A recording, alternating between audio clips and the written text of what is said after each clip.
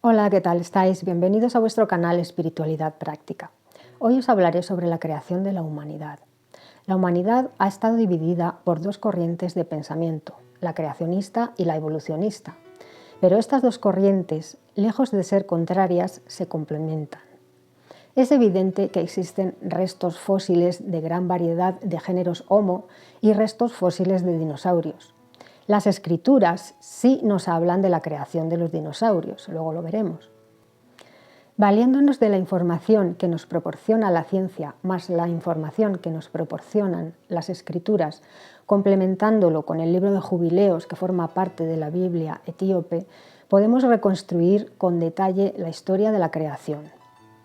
Vamos a tomar como guión el libro de Génesis y lo vamos a ir complementando con toda esta información que nos aportan estas otras fuentes.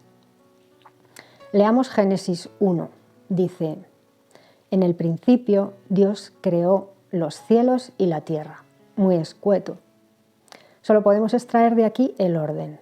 Dios empieza en el capítulo 1 creando los cielos y continúa creando la tierra y creando al hombre y a la mujer como colofón. El arquitecto divino tiene en su mente los planos, la estructura de cómo quiere que sea la creación, ya que Él es un Dios de amor y la creación ha de reflejar sus cualidades. El hombre ha de estar en armonía con los animales y la naturaleza.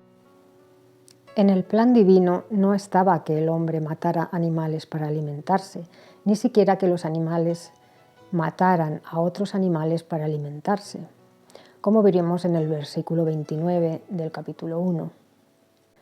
Sino que la tierra, en el plan de Dios, será un paraíso donde reine la paz, el amor y la armonía entre todo ser viviente, así como Dios que lo crea es paz, amor y armonía. ¿Qué aporta el libro de Jubileos? Todos sabemos que entre el pueblo de Israel, en el reinado de David y también del rey Salomón, existían funcionarios eunucos etíopes que tenían acceso a la literatura de la época, los salmos que escribió el rey David, los proverbios que escribió Salomón y escritos más antiguos como el Génesis que escribió Moisés. Estos escritos debían ser copiados y reproducidos por escribas hebreos y los eunucos etíopes tenían acceso a ellos. El apóstol Felipe bautizó un eunuco etíope que encontró en el camino. El eunuco iba leyendo el libro de Isaías. Estos eunucos etíopes tenían acceso a las escrituras. En la Biblia etíope hay libros como el libro de Jubileos, que no se encuentra en nuestra Biblia, y aporta información totalmente válida, al igual que el libro de Enoc, que también está en la Biblia etíope. El libro de Jubileos y el libro de Enoc son totalmente válidos. No se han dado por válidos porque el libro de Jubileos, por ejemplo, se escribió en el año 100 a.C., relativamente moderno, y fue escrito por varios autores, pero esto no es determinante. Yo puedo escribir ahora una copia de la Biblia si tengo acceso a los manuscritos originales, copiarla exactamente y ser totalmente válida, pero no me la darían por buena. ¿Por qué? Porque está escrita en una fecha reciente y por una persona desconocida. De hecho, el Maestro Jesús celebró la última cena de acuerdo a las fechas del libro de Jubileos y no a las fechas de los calendarios de los fariseos. Seguimos con Génesis. En el capítulo 1 de Génesis describe el orden en que fue creado todo lo necesario para que la vida pueda prosperar en el planeta Tierra. La vida se genera en el agua, nos lo explica así también la Biblia. Primero se generan los peces, luego las aves, los reptiles, finalmente los mamíferos y por último el hombre. En esto, ciencia y escrituras coinciden. Coinciden en todo básicamente, solo hay que saber interpretar correctamente los símbolos de las escrituras. En el Génesis hemos dicho que Dios establece un orden en la creación. El primer día crea la luz, el segundo día separa las aguas del cielo de las aguas de la tierra, el tercer día separa la tierra seca del agua y hace brotar la hierba, la vegetación que da semilla y árboles que dan fruto. El cuarto día crea el sol, la luna y con ellas las estaciones y los días de 24 horas como los conocemos ahora. Enoc, en su libro, en el año 3000 a.C., hace 5000 años, ya dividía los años en 364 días. Pero como las primeras copias de este libro se encontraron en los rollos de los manuscritos del Mar Muerto y fueron datadas del año 165 a.C., no se han dado por buenas. Pero la fecha de la copia es lo de menos. Si se ha copiado la escritura fielmente, es totalmente válida. Seguimos. El quinto día, Dios pasó a decir, en Génesis 1:20, enjambren las aguas un enjambre de almas vivientes, exactamente como nos dice la ciencia. Fueron las aguas las que enjambraron las primeras formas de vida, pero evidentemente no por casualidad, sino porque Dios sembró la vida en ellas, mediante su palabra. Nada ordenado puede salir del caos y ninguna estructura se organiza por azar. Hay una inteligencia detrás de la complejísima creación de los seres vivos. De hecho, hoy en día conocemos la composición de los seres vivos, su genoma completo y cómo se agrupan sus moléculas, pero el hombre no ha podido crear vida en laboratorio porque no puede insuflar el aliento de vida. Ni siquiera podemos crear la vida de una pequeña bacteria. Siempre se crea vida a partir de vida. El mismo descubridor del ADN dijo que el ADN es una estructura tan compleja que es imposible que haya podido surgir por azar. Leamos Génesis 1:21, donde nos habla del quinto día de la creación. El versículo 20 dice, enjambren las aguas, almas vivientes y vuelen criaturas voladoras sobre la faz de la expansión de los cielos. En ese mismo quinto día, que por supuesto no es un día de 24 horas, sino una etapa de millones de años, Dios crea también los dinosaurios. Génesis 1:21 en la mayoría de las Biblias está mal traducido. Seguramente en tu Biblia dirá, procedió Dios a crear los grandes monstruos marinos. En realidad, en la traducción del hebreo, si lees la traducción, dice, y Dios creó los grandes dragones. La palabra hebrea que aquí se utiliza para dragones es hataninim. Hataninim es el mismo término que se utiliza en el libro de Ezequiel para referirse a reptiles. Así que la creación de los dinosaurios, que significa dino, grande, y saurio, reptil, sí está relatada en el Génesis. Seguramente creó primero los grandes saurios marinos y dice, y llegó a ver Dios que todo era bueno. Dios creaba, observaba cómo se iba adaptando su creación al medio y veía si era bueno o no era bueno.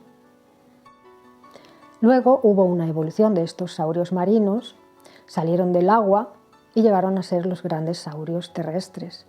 Pero estos eran mucho más violentos y predadores que los saurios marinos. Y Dios vio que esto no era bueno. Por eso envió un meteorito hace 65 millones de años para destruirlos, porque desequilibraban el ecosistema. Y posteriormente, cuando hubiese creado al hombre, probablemente el hombre no hubiese sobrevivido rodeado de estos predadores insaciables. Pero los que Dios vio que eran buenos, pues han perdurado hasta hoy. Hoy en día todavía especies de animales que convivieron con los dinosaurios conviven con nosotros. Son los tiburones, caimanes, lampreas, las abejas, cangrejos, la tuatara, que es una especie de iguana, el tiburón anguila, el ornitorrinco, las estrellas de mar, especies de tortugas gigantes. Todas estas especies ya convivían con los dinosaurios y han perdurado hasta hoy. Algunos grandes saurios marinos evolucionaron a los cetáceos que conocemos hoy en día. Todo se fue equilibrando y creándose un ecosistema perfecto por adaptación al medio y por evolución. Y Dios vio que era bueno. Seguimos con Génesis 1:21. Y Dios procedió a crear los grandes dragones y toda alma viviente que repta, los reptiles. Fijaos en lo que dice ahora. Los cuales las aguas enjambraron según sus géneros. Aquí nos está diciendo lo mismo que la ciencia, que los reptiles que reptan por el suelo fueron enjambrados por las aguas. Luego salieron de ellos, se hicieron terrestres. La creación continúa con una evolución y adaptación al medio que las rodea. Esas especies creadas al principio no fueron muchas, pero fueron generando otras especies por evolución y adaptación al medio. Este ir adaptándose al medio que las rodeaba, que a su vez era cambiante, iba produciendo mutaciones en el maleable ADN de esas primeras especies, generando especies nuevas.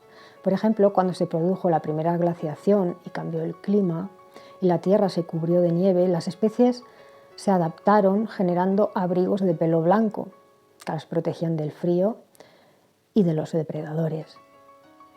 Dios Padre es el arquitecto de la creación. Su Hijo, el Verbo, la Palabra, Cristo Jesús, es el maestro de obras. Y seguramente los ángeles también participaron como obreros en la creación. Por eso Génesis 1:26 dice en plural, hagamos al hombre a nuestra imagen y semejanza. Dios no trabajó solo. Dios les dio los planos y les dijo cómo quería que fuese la creación. Les dejó participar como co-creadores junto con Él.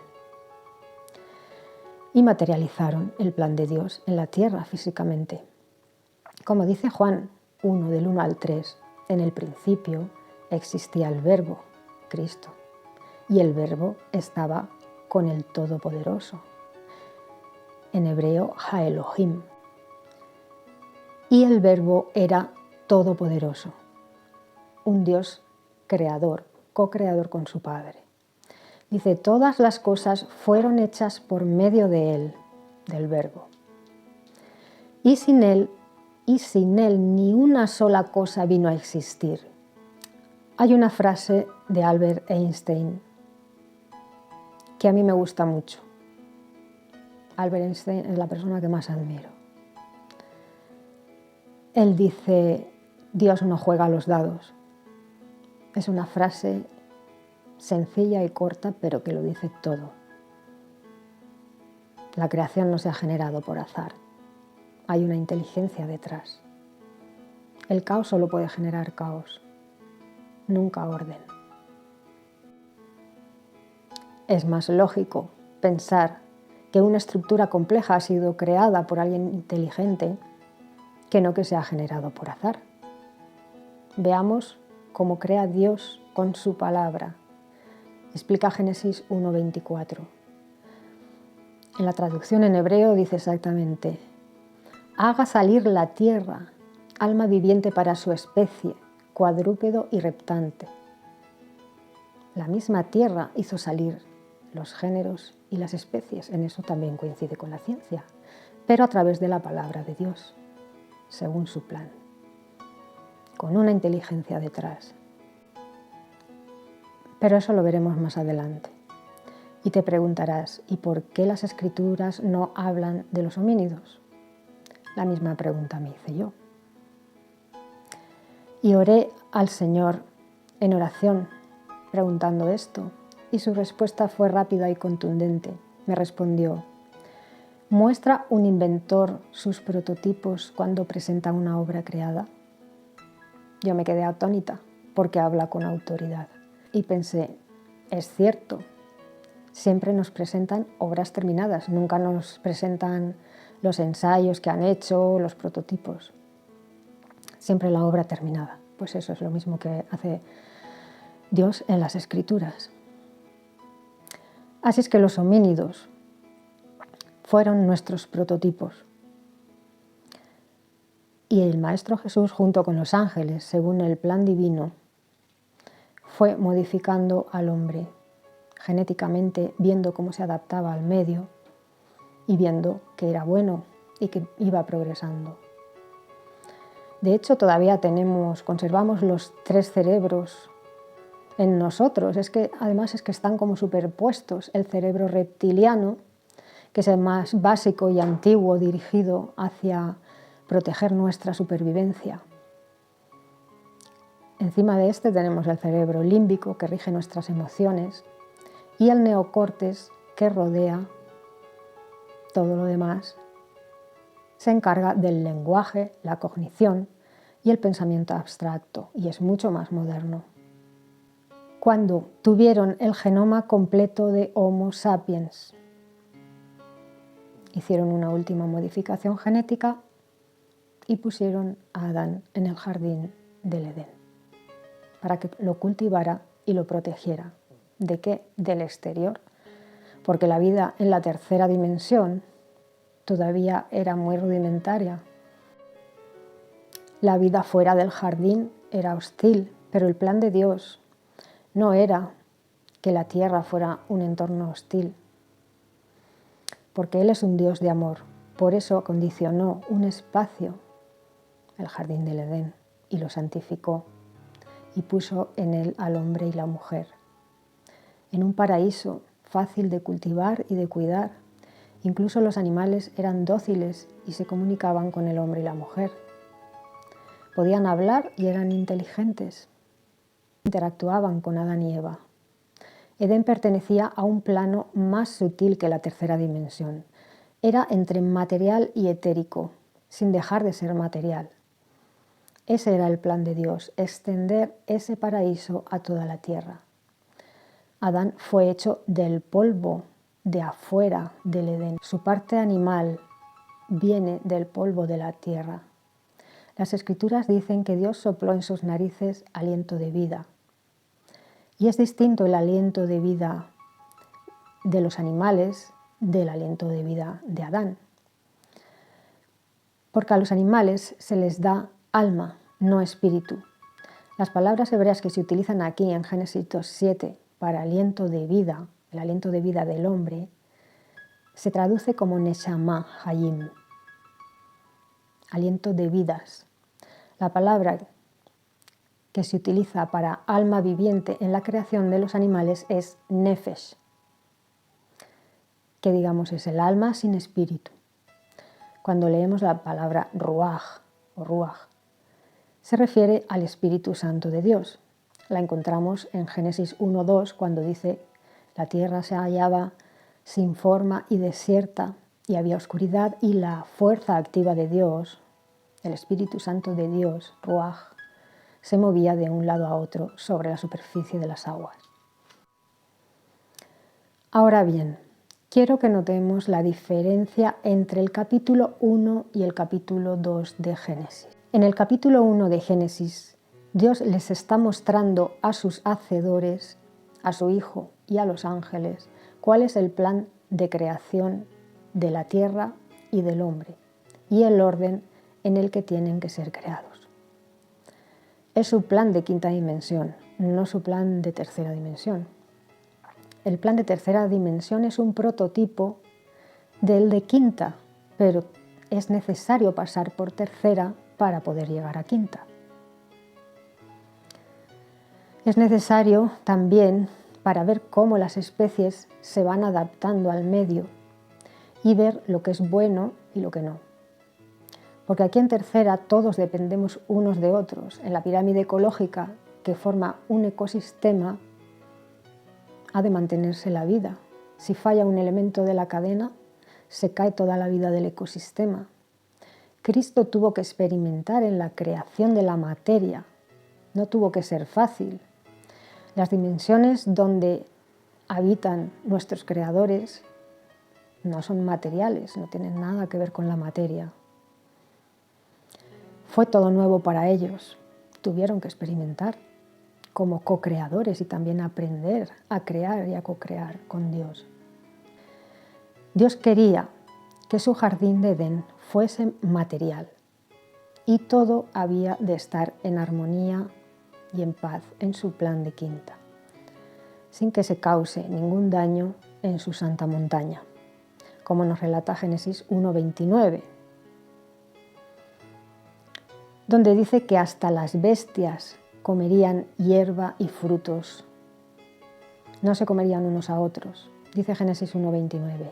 Y Dios pasó a decir: miren que les he dado toda vegetación que da semilla que está sobre la superficie de toda la tierra, y todo árbol en el cual hay fruto de árbol que da semilla, que les sirva de alimento, y a toda bestia salvaje de la tierra, y a toda criatura voladora de los cielos, y a todo lo que se mueve sobre la tierra, en que hay vida como alma, he dado toda la vegetación verde para alimento. Y llegó a ser así. Este es el mandato que deja Dios sobre lo que habían de comer: vegetales, para no causar daño a nuestros hermanos los animales. Muchas veces nos preguntamos, las personas que somos sensibles con los animales, ¿por qué has creado este tipo de ecosistema? No nos gusta ver sufrir a los animales, cómo se matan unos a otros. Es que no lo hizo así. No lo hizo así. No, ese no era su plan. Sí que tuvo que pasar un tiempo en el que fue así, pero en el futuro se conformaría su plan definitivo. Y si hubiéramos sido obedientes a Él en el paraíso, pronto se hubiera extendido ese paraíso por toda la tierra. Pero nos retrasamos mucho con la caída. Así será también en la nueva tierra, como dice Isaías 65:25. El lobo y el cordero mismos pacerán como uno solo. Este es mi versículo favorito de toda la Biblia. El lobo y el cordero mismos pacerán como uno solo, y el león comerá paja, justamente como el toro. Y en cuanto a la serpiente, su alimento será el polvo. La serpiente, que representa a Satanás, será echada a la tercera dimensión, donde está el polvo. No se le dejará ascender de dimensión más.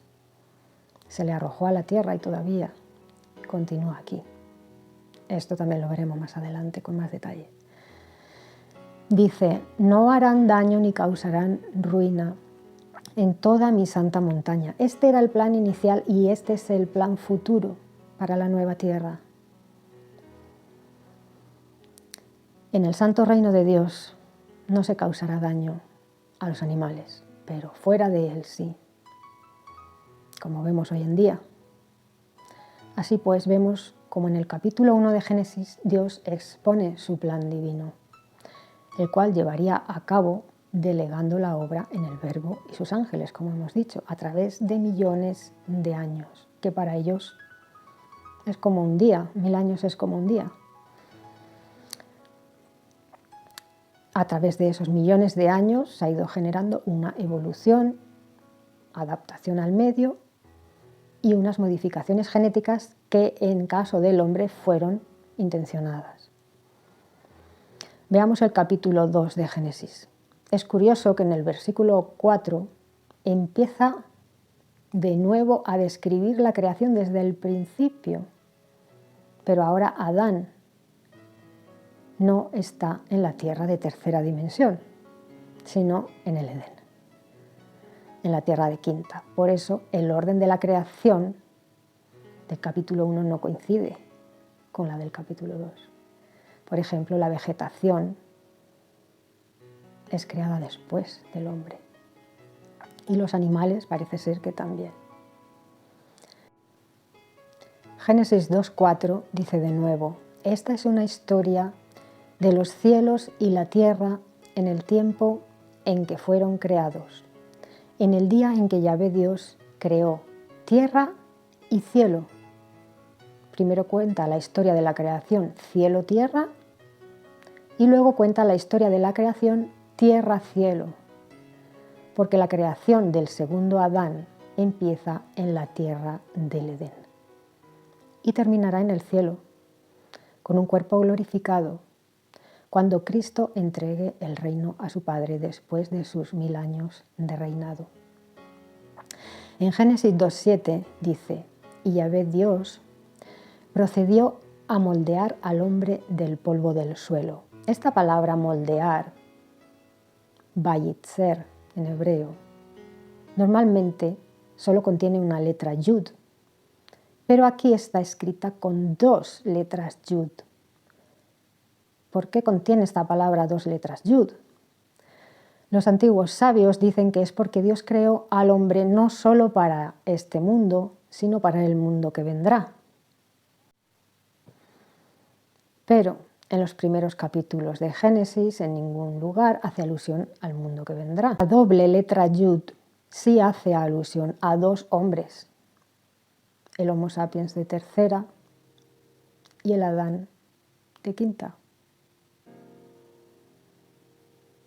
El de tercera se quedó en tercera y el de quinta, tras una última modificación genética en la que se le aportaron esos dones de los que ahora carecemos y que se han convertido actualmente en el ADN basura, esos dones estaban activados y ese ADN estaba activado en el Adán de quinta. Ese Adán fue llevado al Edén y era la segunda letra yud.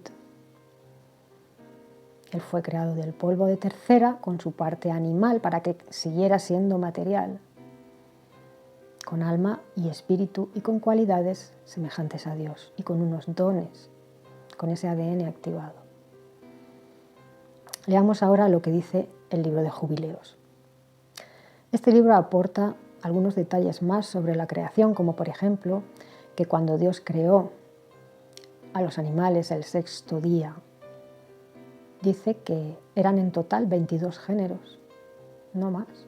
Todos los demás géneros y especies surgieron por evolución, de millones de años. Dice el libro de Jubileos en el capítulo 3, y después que Adán cumplió 40 días en la tierra de donde había sido creado, lo llevamos, aquí habla un ángel, lo llevamos al jardín de Edén, para que lo labrara y lo guardara. Pero a su esposa la trajeron el día 80 y después de eso ella entró en el jardín del Edén. Dice, porque es más Kodesh que toda la tierra y todo árbol que está plantado en él es Kodesh. Kodesh significa santo. Dice, y después de cumplidos 7 años que había cumplido allí, en Edén, 7 años exactamente, en el mes 2, a los 17 días del mes, si os fijáis, es el mismo día y mes que en los días de Noé fueron rotos los manantiales de la vasta profundidad acuosa y las compuertas de los cielos fueron abiertas y empezó el diluvio, el mes 2 en el día 17, coinciden. A los 7 días de haber entrado Noé en el arca y aquí a los 7 años de haber entrado Adán en el Edén. Se presentó la serpiente y le habló a Eva. Dice el libro de Jubileos que cuando Adán y Eva fueron expulsados del Edén, Adán hizo una ofrenda de incienso a Dios y especias aromáticas y dice, y en aquellos días cerró la boca de todas las bestias y de las aves y de todo lo que anda y de todo lo que se mueve, de modo que ya no podían hablar, porque todos habían hablado unos con otros con un solo labio y una sola lengua. Y en el nuevo mes del 4º mes, Adán y su esposa salieron del jardín del Edén y habitaron la tierra de Elda, en la tierra de su creación. Así que los animales hablaban con el hombre y entre ellos en Edén. Y cuando Adán fue expulsado en el 4º mes, aún estuvo 2 meses en Edén después de pecar, habitaron la tierra de su creación, de donde fueron tomados. Más tarde dice, igual que en el Génesis, que Adán conoció y tuvo coito con su esposa y dio a luz a Caín. Conocer a su mujer en las Escrituras significa tener relaciones sexuales con ella. Así que cuando Caín conoció a su mujer en tierra extranjera, quiso decir que tuvo coito con ella y nació Enoc. En el libro de Jubileos sí dice quién fue su mujer. En el capítulo 4 dice que Adán y Eva tuvieron como hijos a Caín, Abel y Awan, su hermana. Cuando Caín fue desterrado, tomó a su hermana Awan como esposa y se fue de Elda y fundó una ciudad a la que puso por nombre, como a su hijo, Enoc. Sí que es cierto que en Génesis 4:14 dice Caín: aquí efectivamente estás expulsándome hoy sobre la superficie del suelo y de tu rostro estaré oculto y tendré que llegar a ser errante y fugitivo en la tierra. Y es cosa segura que cualquiera que me halle me matará. Si la tierra hubiese estado deshabitada, a nadie se le ocurre decir esto, porque todos los habitantes siguientes a él serían descendencia suya, serían sus familiares y lo respetarían, no le harían ningún daño. Pero se refiere claramente a gente desconocida, ya había gente fuera de Elda en la tercera dimensión. Cualquiera que me encuentre me matará. Y era gente agresiva. Pero si tomamos en cuenta que ya existía la creación de tercera dimensión, el Homo sapiens,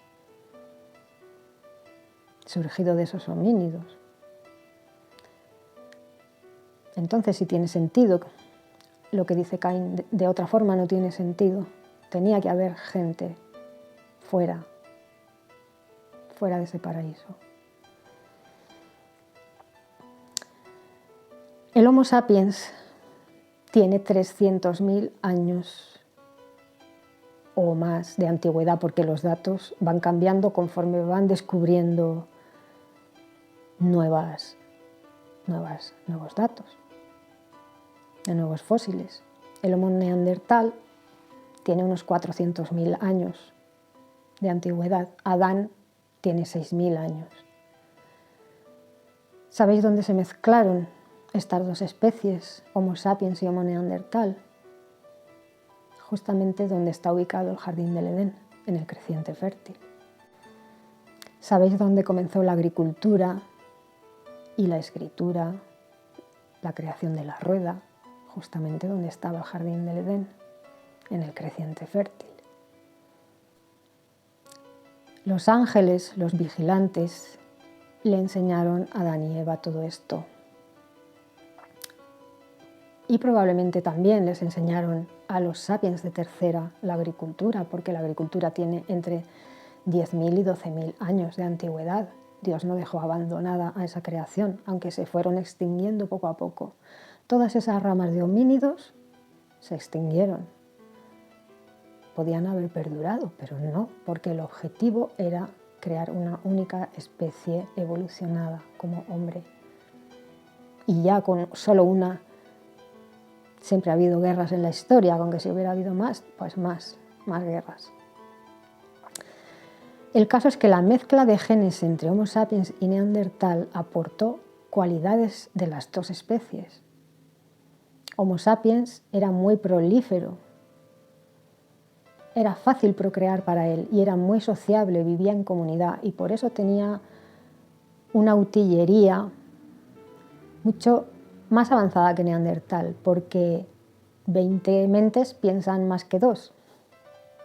Si uno descubría que se podía lanzar una lanza con un propulsor y el otro perfeccionaba la punta, el otro descubría que podía mejorar otra cosa y entre todos avanzaban en la construcción de esa utillería para cazar. Pero Neandertal era muy inteligente, pero no tenía facilidad para procrear. Eran asentamientos de muy pocos miembros. Se aislaba mucho, no era sociable y llegó a extinguirse por esto. Fue absorbido por Homo sapiens, porque Homo sapiens procreaba mucho. Pero la mezcla de los genes de los dos perfeccionó todavía más el género Homo. Continuemos con Génesis 2. Dice el versículo 4: Esta es una historia de los cielos y la tierra en el tiempo en que fueron creados, en el día en que Yahvé Dios creó tierra y cielo. El versículo 5 dice: Ahora bien, todavía no se hallaba ningún arbusto del campo en la tierra, y ninguna vegetación del campo brotaba aún, porque Yahvé Dios no había hecho llover sobre la tierra, y no había hombre que cultivara el suelo. Pero una neblina subía de la tierra y regaba toda la superficie del suelo. Y Yahvé Dios procedió a formar al hombre del polvo y a soplar en sus narices el aliento de vida, y el hombre vino a ser alma viviente. Como vemos, el orden de la creación en el capítulo 1 no coincide con el orden de la creación del capítulo 2. En el capítulo 1 el orden es luz, vegetación, lumbreras, peces, reptiles, aves, mamíferos y el hombre. En el capítulo 2 el orden es luz y seguidamente crea al hombre, antes de crear la vegetación y los animales. ¿Cómo explicamos esto? La Tierra del capítulo 1 es la tercera dimensión, donde fueron creados los dinosaurios y los homínidos. Y aunque al principio los animales eran carnívoros y los homínidos no se alimentaban exclusivamente de vegetales, el plan era que con el paso de millones de años de evolución, la alimentación llegase a ser vegetariana para todos los géneros y que ese paraíso se extendiese por toda la tierra. Como dijimos anteriormente, cuando el Verbo y sus ángeles tuvieron el genoma completo del Homo sapiens sapiens, procedieron a crear a Adán y a ponerlo en el jardín de Edén. Un Adán con unos dones y una santidad que nosotros ahora no poseemos. Los perdimos. Observemos lo que dice en Génesis 2:7. Y Yahvé Dios procedió a formar al hombre del polvo. Sabemos que lo hizo a través de su Hijo, pero siempre hace resaltar que la autoría, el arquitecto, el autor es el Padre. Después de formarlo del polvo de tercera dimensión, continúa el versículo 8 diciendo: Además Yahvé Dios plantó un jardín en Edén, lo que ahora sería la zona de Irak, Turquía Oriental y Siria. Ahí estaba el jardín del Edén. Este sí que es el verdadero plan de Dios para el hombre, que este jardín se extendiese por toda la tierra y todas las especies de tercera que eran inmundas y comían carne llegasen a ser limpias y santas y no tener que dañar a otros animales para poder sobrevivir. Pero la vibración de tercera les llevaba y les lleva actualmente a eso, a vivir en un ecosistema donde los animales se comen unos a otros y el hombre como animal come animales. Sigamos leyendo ahora Génesis 2:9. Dice así: Así Yahvé Dios hizo crecer del suelo todo árbol deseable a la vista de uno y bueno para alimento, y también el árbol de la vida en medio del jardín y el árbol del conocimiento de lo bueno y lo malo. Como vemos en este versículo, Dios planta en medio del jardín el árbol de la vida y el árbol del conocimiento de lo bueno y lo malo. Pero ¿qué significan los árboles en las Escrituras? Leamos Daniel 4:20. Aquí Daniel desvela al rey Nabucodonosor el significado de un sueño que él tuvo con un árbol y que le atemorizó.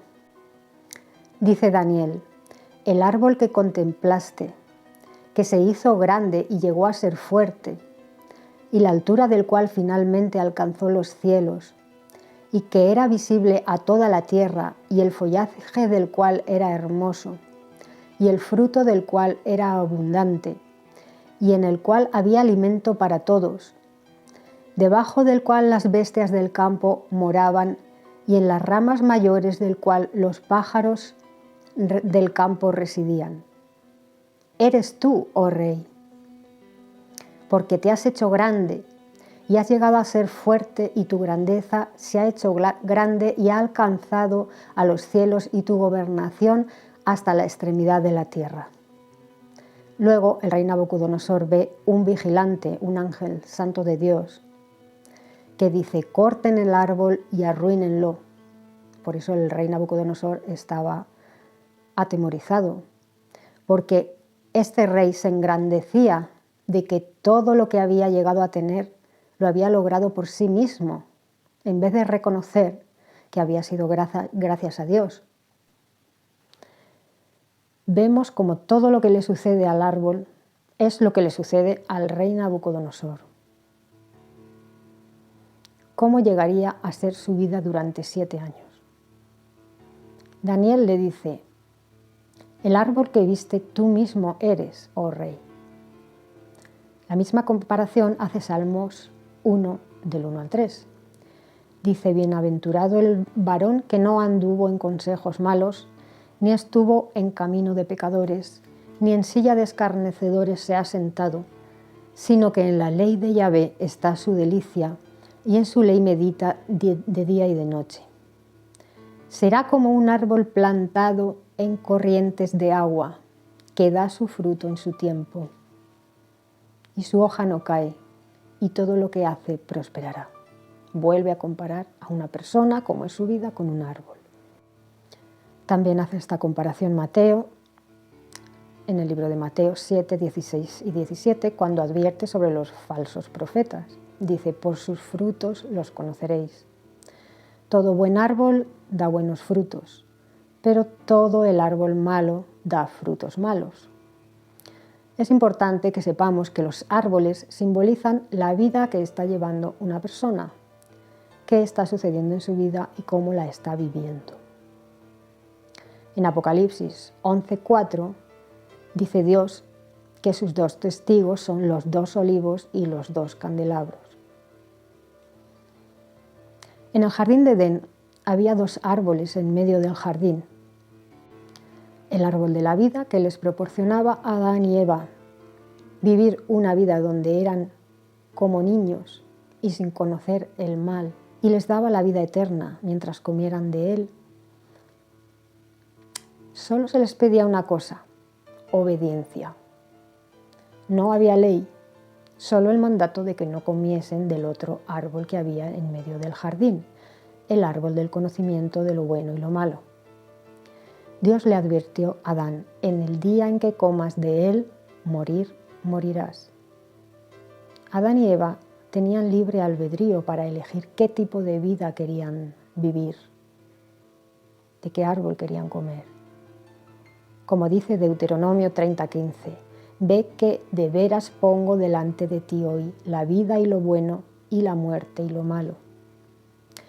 Podían elegir entre la vida en tercera dimensión, donde experimentarían lo bueno y lo malo, pero habrían de morir y volver a encarnar para restaurar o reparar el daño causado en la anterior vida, o podían elegir vivir eternamente sin conocer lo malo, en una tierra paradisíaca, con la única condición de obedecer a Dios. Adán y Eva no tenían ninguna experiencia en la vida. Se puede decir que eran recién nacidos en experiencia. Necesitaban de la guía de un padre sabio, pero ellos decidieron vivir por su cuenta, sin ningún tipo de guía.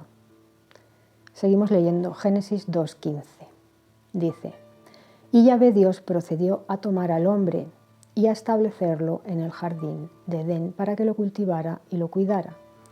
Dios tomó al hombre que había modelado con el polvo de la tierra de tercera dimensión y lo puso en el jardín de Edén, que significa jardín de las delicias, que sigue siendo material, pero con una vibración muy alta, en quinta dimensión. Es una materia muy sutil donde todo es santo. Si Dios no hubiese hecho a Adán del polvo de tercera dimensión, no sería de carne y sangre, sería como los ángeles. Pero hizo al hombre un poco inferior a los ángeles en una dimensión inferior a la de los ángeles. La densidad hace que la energía se vuelva materia. Y para esto Dios tuvo que utilizar materia de la tercera dimensión, en este caso el polvo de la tierra, para poder hacer un hombre y una mujer a su imagen y semejanza, pero en la materia, con una parte animal y otra parte espiritual. Así pues, Dios toma al hombre y lo coloca en el jardín del Edén. Le advierte que si come del árbol del conocimiento de lo bueno y lo malo, morirá, y le prohíbe comer de él. Génesis 2, 19 y 20 dice: Ahora bien, Yahvé Dios estaba formando del suelo toda bestia salvaje del campo y toda criatura voladora de los cielos, y empezó a traérselas al hombre para ver lo que llamaría a cada una. Y lo que el hombre la llamaba a cada alma viviente, ese era su nombre. Pero para el hombre no se halló ayudante como complemento de él entre esos animales. Una vez más vemos como el orden de la creación del capítulo 1 no coincide con la del capítulo 2. En la realidad de Quinta, en el jardín del Edén, Dios va formando a los animales del jardín y los va llevando a Adán para que les dé nombre. La creación de Adán en Edén es anterior a los animales. Entre los animales a los que había dado nombre Adán no se halló ninguna ayuda para él. Así que Dios hizo caer a Adán en un sueño profundo y de una costilla que está en el centro del cuerpo, no está ni por encima ni por debajo. Eva es una igual al hombre. Creó a Eva. La traducción del hebreo dice: le haré una ayuda como su enfrente, igual a él. Y ambos continuaban desnudos y sin embargo no se avergonzaban. Eran inocentes como niños, no tenían malicia. Tampoco les ordenó Dios que se taparan, porque no tenían malos pensamientos. Cuando salieron de Edén, en cambio, sí les ordenó que se cubrieran, porque su mente había cambiado. Leamos Génesis 3:1. Dice: ahora bien, la serpiente resultó ser la más cautelosa de todas las bestias salvajes del campo que Yahvé Dios había hecho.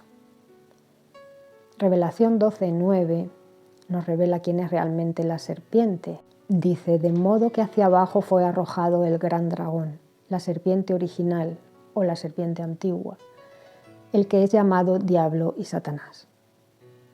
¿Qué significa adversario? Revelación 20:2 lo describe de igual forma. Para no despertar sospechas en Eva, el diablo no le habló directamente, sino que engañó primero al animal más astuto, que era la serpiente del Edén, porque los animales del Edén no eran como los de tercera dimensión, eran más inteligentes y hablaban. Si Dios maldijo a la serpiente, es porque se dejó engañar por Satanás, para que él pudiera hablar a través de ella.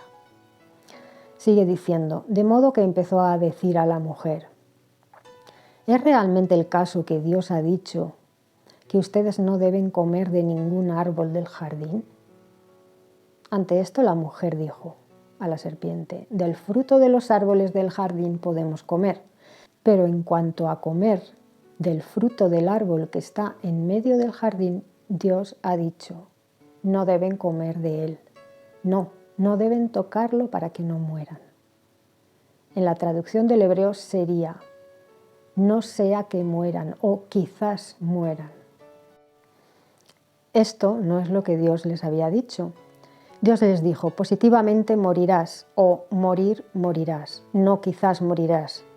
Satanás aprovecha que la mujer está sola y que parece que no tiene las ideas muy claras para engañarla. Dios no les dijo que no podían tocar el árbol, ni les dijo: si coméis quizá moriréis. Dice Génesis 3:4. Ante esto la serpiente dijo a la mujer: positivamente no morirán, porque Dios sabe que en el mismo día que coman de él tendrán que abrírseles los ojos y tendrán que ser como dioses, conociendo lo bueno y lo malo. Aquí Satanás hace algo muy grave. Acusa a Dios de ser un mentiroso, cuando el mentiroso es él. y consigue engañar a la ingenua e inexperta Eva, que creyó a la serpiente del campo antes que a Dios Padre. Satanás le ofreció la posibilidad de conocer por ellos mismos lo bueno y lo malo, experimentarlo en su vida, y les mintió al decirles que no morirían. Eva deseó ser así, como una diosa. No aceptó su lugar en el jardín como humana obediente a Dios, teniéndolo a Él como guía, llevándola por el buen camino ante su inexperiencia. Tampoco le estaba agradeciendo la vida y lo maravilloso que era el jardín de las delicias donde los había colocado. Actuó de manera muy egoísta, queriendo desligarse por completo de su Creador, pensando que no lo necesitaban para nada. Quisieron ocupar un lugar que no les correspondía, al igual que Satanás. ¿Por qué Satanás quiso engañar a Eva? Satanás era el que quería ser como Dios y que la creación lo adorase a él, porque él se atribuía a la creación de Adán y Eva y se veía merecedor de adoración. Probablemente Satanás participó en la creación de Adán y Eva, como lo hizo Cristo y sus ángeles, antes de revelarse, por supuesto. Por eso se atribuía la creación del hombre, no reconociendo a Dios Padre como arquitecto y no guardando su lugar como querubín protector. Quiso ser como Dios. Se volvió arrogante, envidioso y rebelde en contra de Dios, su adversario. Y arrastró con él un tercio de los ángeles, que seguramente participaron también en la creación. Y los convenció, diciéndoles: nosotros somos los que hemos creado al hombre, que el hombre nos rinda adoración a nosotros como creadores, cuando Dios fue el arquitecto de todo lo que existe, con su Hijo al mando en la obra de la creación. En los escritos del Enuma Elis, el poema de Gilgamesh,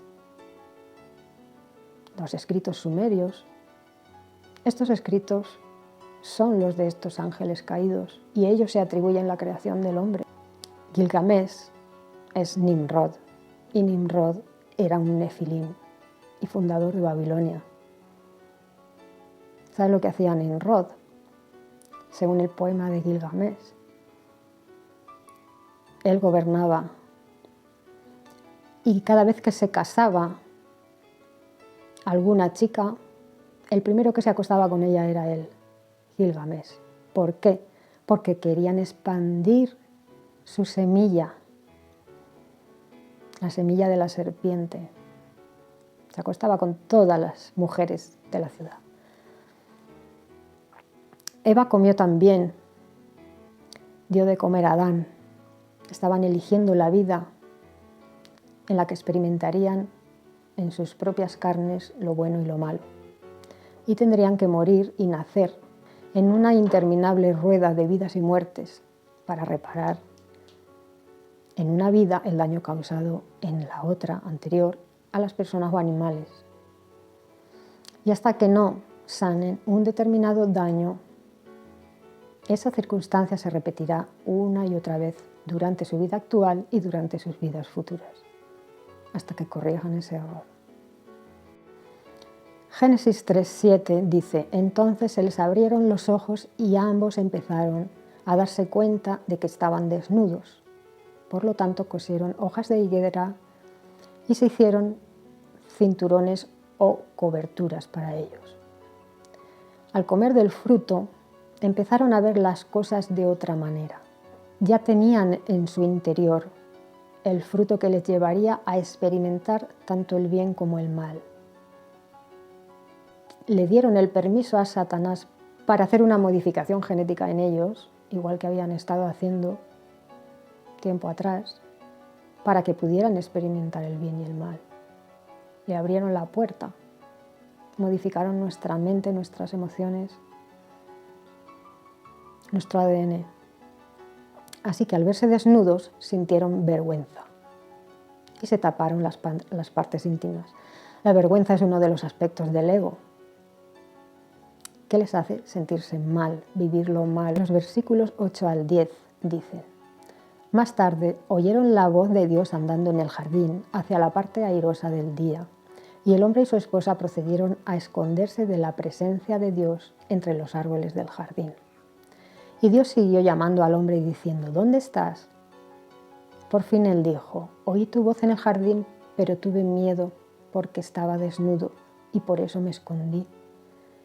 El hombre siente miedo de Dios porque estaba desnudo. Otra vez sienten en su interior lo malo, el miedo, otro aspecto del ego. El ego es la parte de nuestra mente y emociones que nos llevan a sentirnos mal y nos hacen sufrir. Esto es para siempre hasta que nuestro Redentor, Cristo, nos libere de él, dándonos cuerpos glorificados cuando Él venga, en su segunda venida o después de los 1000 años. De momento no nos podemos librar del ego. Lo único que podemos hacer es no alimentarlo generando continuamente emociones y pensamientos negativos. Y así se irá reduciendo. Debemos esforzarnos por llevar nuestra mente y emociones hacia la polaridad de lo bueno, la polaridad de la luz. Buscar la parte positiva de lo que nos sucede en la vida. Ahora nuestra vida es dual, con doble polaridad. Luz, oscuridad. De nosotros depende que nuestro templo, que es nuestro cuerpo, esté en la luz o en la oscuridad. Solo tenemos que hacer un ejercicio diario de autoobservación para mirar en nosotros mismos si lo que estamos pensando o sintiendo está en la polaridad de la luz o de la oscuridad, si está en consonancia con el bien o con el mal de este árbol que ahora es nuestra vida. La tendencia en la tercera dimensión es hacia el mal. Nos cuesta mucho esfuerzo ver la parte positiva de las cosas, pero es muy importante hacer ese esfuerzo y llenar de luz nuestro templo. También para que tengamos un buen tránsito en el momento de cambio de dimensión, y me refiero a la muerte del cuerpo físico. Versículos 11 al 13, dice: A lo que dijo él: ¿Quién te informó de que estabas desnudo? ¿Del árbol del que te mandé que no comieras has comido? Y pasó el hombre a decir: La mujer que me diste para que estuviese conmigo, ella me dio del árbol y es así que comí. Adán, lejos de disculparse y pedir perdón, reacciona de una manera muy típica de un ego, justificándose y culpando a otros. Porque la culpa a Dios cuando dice: la mujer que tú me diste, ella me dio el fruto del árbol, y culpa también a su mujer. Pero él no se culpa, no asume la responsabilidad de sus actos. El versículo 13 dice: Ante esto Dios dijo a la mujer: ¿Qué es lo que has hecho?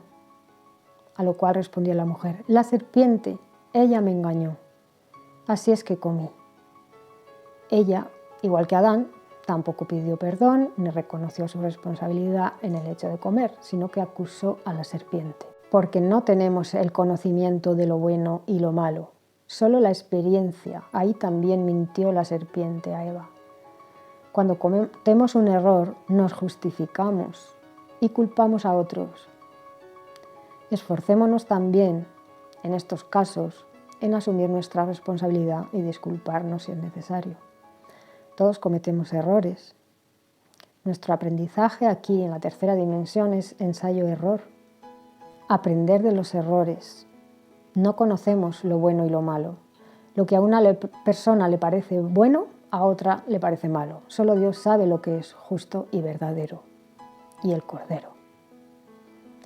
El versículo 14 y 15 dice: Y Yahvé, Dios, procedió a decir a la serpiente: Porque has hecho esta cosa, tú eres la maldita de entre todos los animales domésticos y de entre todas las bestias salvajes del campo.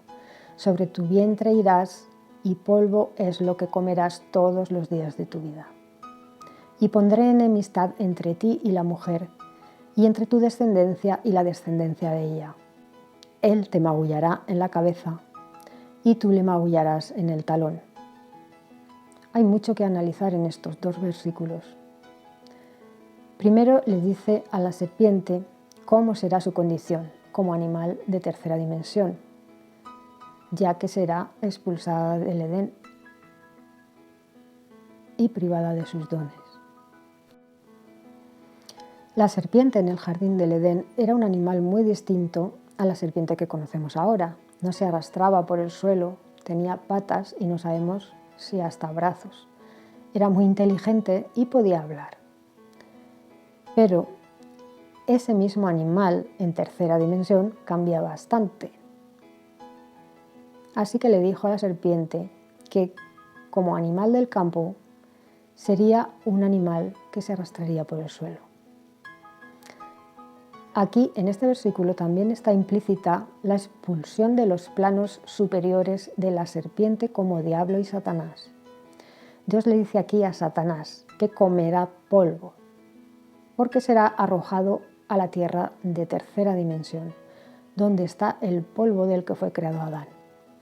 Nunca más se alimentaría del maná divino, de la energía que proviene de Dios, como el resto de los ángeles, sino que se alimentaría del polvo. ¿Y qué es Adán? Dios le dijo a Adán: polvo eres, y al polvo volverás. ¿De qué se alimentará la serpiente? De polvo. Así pues, Satanás y sus ángeles habrían de alimentarse de las energías densas de los humanos de tercera dimensión. Así es, estas entidades en muchas ocasiones se pegan a nuestros cuerpos energéticos y nos drenan la energía. Si nuestra vibración es alta, porque nos esforzamos en autoobservarnos para mantenernos en la polaridad de la luz, y nuestro pensamiento y oración están con el Maestro Jesús y Dios Padre, este tipo de energía les repele. Pero vibrar en emociones y pensamientos bajos y negativos que nos llevan a la polaridad de la oscuridad los atrae. Eso es su alimento.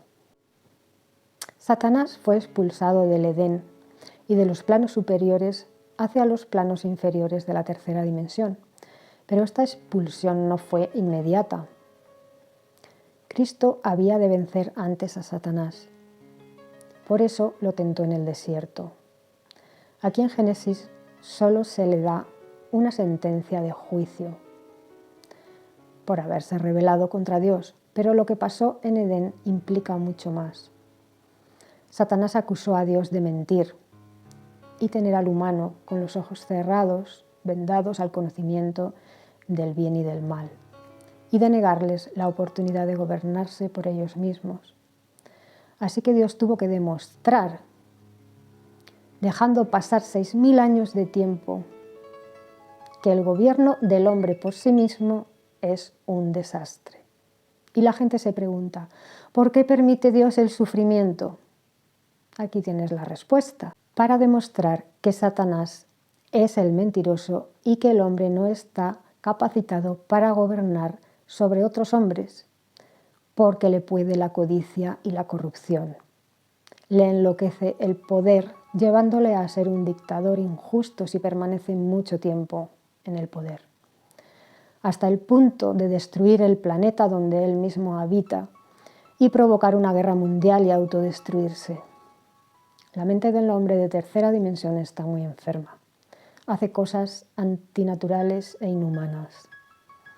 Si Dios, desde el primer momento, hubiese destruido a Satanás y hubiese perdonado a Adán y Eva, nunca se hubiese demostrado que Satanás mentía. Y tanto ángeles como humanos se hubiesen quedado con la duda de si Satanás tenía razón y de si el hombre si era capaz de gobernarse por sí mismo sin la ayuda de Dios. Ahora ha quedado demostrado, pero había de dejar pasar un largo periodo de tiempo para demostrar esto. Por eso Dios permite el sufrimiento. Ahora ya no hay duda. Se ha sentenciado a Satanás a ser expulsado del reino de los cielos por mentiroso y asesino, y por desobediencia al Padre. Se ha demostrado que es un mentiroso por las condiciones de miseria e injusticia y muerte en las que vivimos en la actualidad. Además, Cristo le ha vencido y todos los que seguimos a Cristo y seguimos sus mandamientos le hemos vencido. Pero leamos todo esto en las Escrituras, en Génesis 2:15. Dice: «Pondré enemistad entre ti y la mujer y entre tu descendencia y la descendencia de ella. Él te magullará en la cabeza y tú le magullarás en el talón». ¿Qué significa este versículo? La mujer aquí, aparte de ser Eva, tiene un doble simbolismo. La mujer también es Israel. Es la misma mujer de Apocalipsis 12 que lleva la corona de estrellas, que son las 12 tribus de Israel. De la tribu de Judá sale la descendencia de la mujer, que es el Mesías. La descendencia del diablo es la semilla que quedó de los Nefilim, los ángeles caídos que tuvieron hijos con las hijas de los hombres y dieron a luz gigantes. Entre esos Nefilim estaba Nimrod o Gilgamesh. Aunque Dios arrasó a esos gigantes con el diluvio, porque solo había maldad en toda la tierra y el pensamiento de ellos era malo todo el tiempo, Noé y su familia fueron salvados. Noé era perfecto, pero su familia, sus nueras, guardaban la simiente de los Nefilim, de Satanás. De hecho, en la época del rey David, todavía había gigantes como Goliat en la tierra de Canaán, de los filisteos y de los amorreos. Dice el versículo 15 que Satanás heriría a Cristo en el talón. Esto fue en la crucifixión. Y que Cristo heriría a la serpiente en la cabeza. La herida en la cabeza para una serpiente es mortal, porque Cristo, al final de su reinado de los 1000 años en la tierra, destruirá completamente a Satanás. Leamos Apocalipsis 12, del 7 al 10. Ahí dice cómo fue expulsado Satanás. «Y estalló guerra en el cielo. Miguel y sus ángeles combatieron con el dragón, y el dragón y sus ángeles combatieron, pero éste no prevaleció, ni se halló lugar para ellos en el cielo.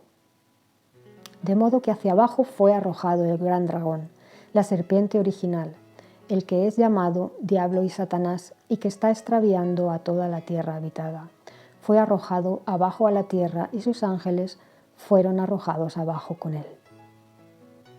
Y oí una voz fuerte en el cielo decir: Ahora han acontecido la salvación y el poder y el reino de nuestro Dios y la autoridad de su Cristo, porque ha sido arrojado hacia abajo el acusador de nuestros hermanos, que los acusa día y noche delante de nuestro Dios. Pero ¿cuándo ocurrió esto? ¿Cuándo fue arrojado Satanás a la tierra?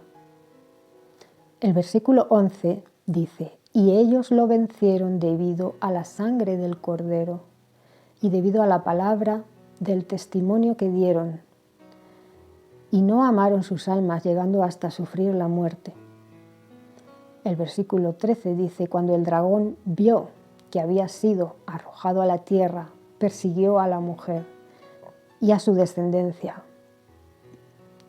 Todo esto sucedió cuando Cristo venció al mundo y a Satanás muriendo crucificado. Satanás fue arrojado a la tierra y persiguió a la descendencia de la mujer, Cristo Jesús, cuando el rey Herodes dio la orden de matar a todos los niños menores de 2 años de edad.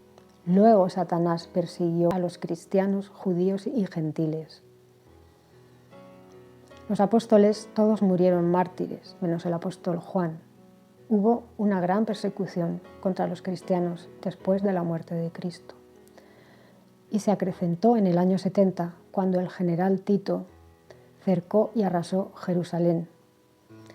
Y los cristianos huyeron y se dispersaron. Muchos se refugiaron en Petra, en Jordania. Israel no volvió a unirse como nación hasta 1948. En resumen, Adán y Eva creyeron a la serpiente y eligieron vivir la dualidad, la polaridad, donde existe el bien y el mal. Esta dualidad ya se manifestó en el nacimiento de Caín y Abel.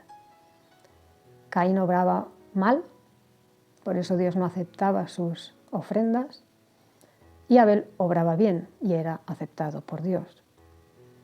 Hay gente que piensa que todo es perfecto, como dice la New Age, todo es perfecto, que esta vida es perfecta conociendo el bien y el mal, pero eso es lo que dijo el diablo.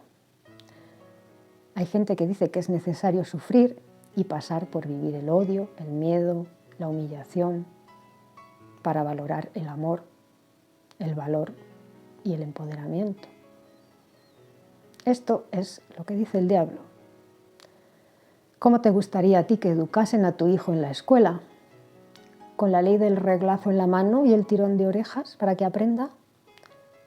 ¿O haciendo clases divertidas, amenas, que el disfrute sea aprendiendo y compartiendo valores, aprendiendo a compartir y a respetar a sus compañeros?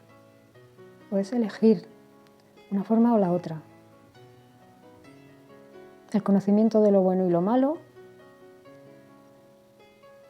es la primera. ¿Crees que es necesario tener unos padres y una pareja maltratadores para aprender el amor? ¿O prefieres tener unos padres que te enseñen el amor con amor, dando ejemplo, y te escuchen y te comprendan? Puedes elegir como Adán y Eva. Los padres no los elegimos, pero las parejas sí. Y la forma de ver la vida y de reaccionar ante las situaciones también. Si crees que todo es perfecto, experimentando lo bueno y lo malo, ¿qué sentido tiene entonces para ti el sacrificio de Cristo? ¿De qué nos tiene que rescatar si todo es perfecto? No tiene sentido. La dualidad no es perfecta, es el plan del diablo. Y ha fracasado. Cuando Cristo venga en su reino, quien quiera quedarse con su perfecta dualidad, que se quede. Yo lo estaré esperando con los brazos abiertos para volver a mi origen, a ser como niños, en el reino de los cielos, aquí en la tierra, durante el milenio, con Cristo como Rey, o en el cielo después de los 1000 años, cuando Cristo entregue el reino a su Padre. Dios creó las dimensiones inferiores porque para poder ascender de rango espiritual, primero hay que ser un humilde servidor. Para poder subir, primero hay que bajar. Cristo, antes de venir en su caballo blanco como Rey de Reyes y Señor de Señores y entrar en Jerusalén, descendió a la tierra y entró en Jerusalén montado en una cría de burrito para mostrar su humildad. También millones de ángeles han trabajado para Dios en los planos inferiores, en la tercera dimensión, primero participando en nuestra creación, luego trabajando como nuestros vigilantes, enseñándonos la agricultura, la ganadería, la escritura, la fabricación de utensilios. También tenían la obligación de informar a Dios si los hombres cometían injusticias o asesinatos. Esto lo sabía hacer muy bien Satanás, que era el acusador de nuestros hermanos en la tierra, poniendo a prueba siempre a las personas. Puso a prueba a Abraham, a Job, a Jonás y al mismo Jesús, y a Adán y Eva. Hoy en día todos tenemos un ángel guardián o varios que guían nuestro camino aquí en la tercera dimensión y también en la cuarta, mientras soñamos. Podemos hacerles preguntas que no dudes que responderán por medio de señales en la televisión, en libros, en internet o a través de otras personas. Incluso una pintada en la pared o algo que siempre ha estado ahí y que nunca te habías percatado de ello y ahora lo descubres y descubres que responde a tu pregunta. Jesús decía, el que se humille será ensalzado y el que se ensalce será humillado, porque para subir primero hay que bajar. Espero que hayáis aprendido mucho, que hayáis disfrutado con el vídeo Si te ha gustado, dale a like. En los próximos vídeos explicaré capítulo a capítulo el libro de Apocalipsis. Un abrazo.